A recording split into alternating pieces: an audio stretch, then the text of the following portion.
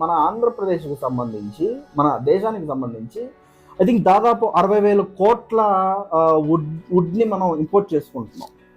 So మనం పవన్ కళ్యాణ్ గారు ఏమంటున్నారు, కలప మొక్కల్ని మీరు పెంచడానికి, అంటే మాన్సూన్ ఈ రైనీ సీజన్లో కలప మొక్కల్ని మనం పెంచడం ద్వారా దాదాపు 15 to 20 ఇయర్స్, ఇప్పుడు ఇన్వెస్ట్మెంట్ ఇప్పుడు పెడతాం, దాదాపు 15 to 20 ఇయర్స్ తర్వాత పంచాయత్ రాజ్ వ్యవస్థకి దాదాపు 20,000 కోట్ల సంపద వస్తుంది. 20,000 కోట్లు, కానీ ఇమాజిన్ 20,000 కోట్లు సంపద వస్తుంది మనకి, అంటే 15 to 20 అది పెరిగిన తర్వాత.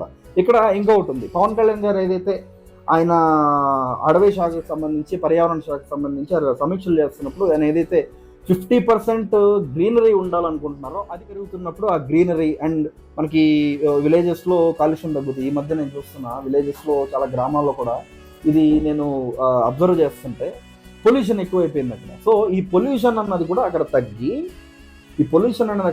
గ్రీనరీ పెరుగుద్ది, ఆక్సిజన్ లెవెల్స్ పెరుగుతాయి. అంటే ఒకే దాంతో రెండు అంశాలని ఆయన ఇక్కడ క్లియర్ చేసుకుంటున్నారు.